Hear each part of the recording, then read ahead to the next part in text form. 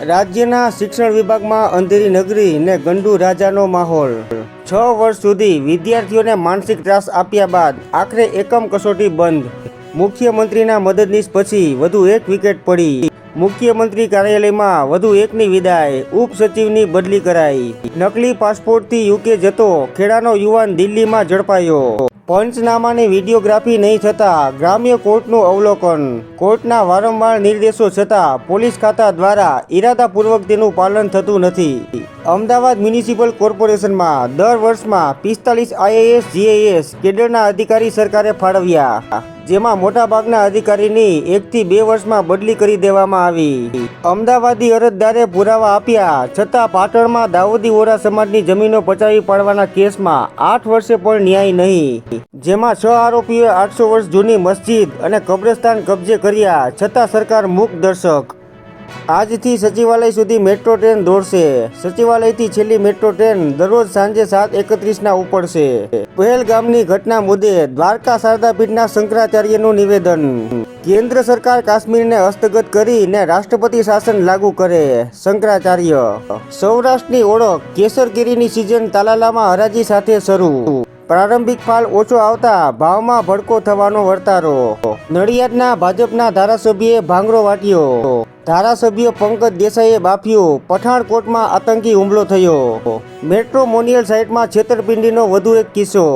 IT કંપનીના senior manager સાથે ₹1.92 કરોડની છેતરપિંડી। પાકિસ્તાને ભારત માટે એર સ્પેસ બંધ કરતા રાજકોટ એરપોર્ટને 24 કલાક ખુલ્લું રાખવામાં આવશે।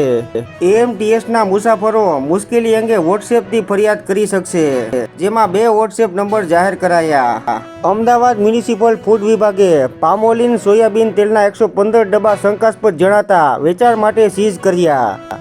સરકાર દ્વારા તબક્કાવાર 14,028 ઇલેક્ટ્રોનિક બસો ખરીદવા માટે વિચારણા। વિદેશી કંપનીઓને ન્યુક્લિયર પ્લાન્ટમાં 49% એફડીઆઈને મંજૂરી અપાશે।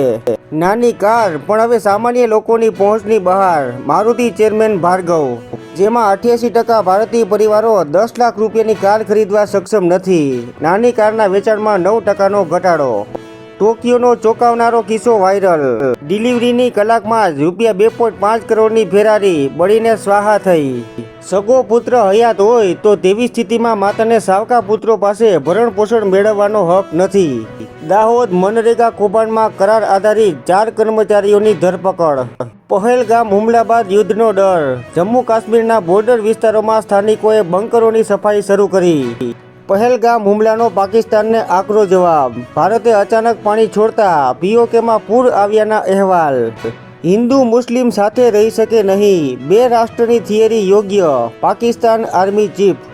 પાકિસ્તાન પરણવા જતા ભારતીય યુવકે બોર્ડર સીલ થતા પાછા વળવું પડ્યું। 30મીએ લગ્ન થવાના હતા, બંનેના પરિવાર નિરાશ। ઇલેક્ટ્રોનિક મીડિયા ન્યૂઝ એજન્સીઓ જવાબદારીપૂર્વક વર્તે, લશ્કરી હિલચાલના લાઈવ કવરેજ દેખાડવા કેન્દ્રની મનાઈ। ઈડીના પ્રમોટરોને ત્યાં 7 સ્થળોએ દરોડા। પાકિસ્તાનમાં સોશિયલ મીડિયા પર મીમ્સનું ઘોડાપૂર।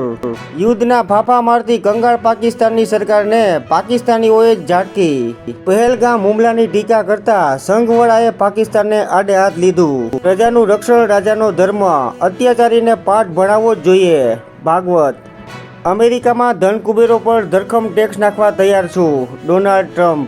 લંડનમાં પાક હાઈ કમિશન બહાર ભારતીયોના દેખાવો।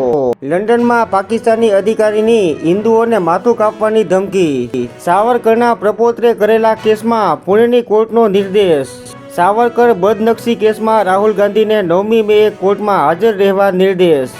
અમેરિકન પ્રમુખે પહેલગામ હુમલાને ઘૃણાસ્પદ ગણાવ્યો। ભારત પાકિસ્તાન વચ્ચે વર્ષોથી લડાઈ ચાલે છે, 1000 વર્ષ સુધી યુદ્ધ ચાલશે, ટ્રમ્પ। જમ્મુ કાશ્મીરમાં વધુ પ્રવાસન સ્થળો પર હુમલાનું કાવતરું, 175 શકમંદો જબ્બે। કૈલાસ માનસરોવર યાત્રાનો જૂનથી પ્રારંભ।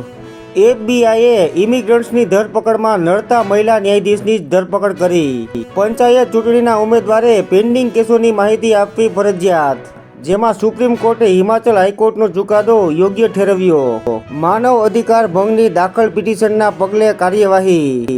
અમરેલીના લેટરકાંડ વરઘોડા પ્રકરણ મામલે એસપીને માનવ અધિકાર આયોગની નોટિસ।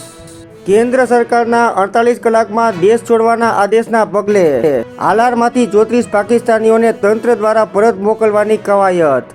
મોજ શોખનો ત્યાગ કરી ધોમધકતા તાપમાં ખુલ્લા પગે યાત્રા. પાલીતાણા 99 યાત્રામાં 450થી વધુ બાળકો અને વિદ્યાર્થીઓની ઉગ્ર તપસ્યા. સૌરાષ્ટ્રમાં અગનવર્ષાની વચ્ચે ગોંડલમાં કમોસમી છાંટા વરસ્યા. ક્રાઇમ બ્રાન્ચ દ્વારા 1000થી વધુ શકમંદ ઈસમોની તપાસમાં રાજકોટમાં ઘૂસી આવેલા 10 બાંગ્લાદેશી નાગરિકો ઝડપાયા. જામનગરના કાલાવડ પંથકમાં ખનીજ માફિયાઓની દાદાગીરી.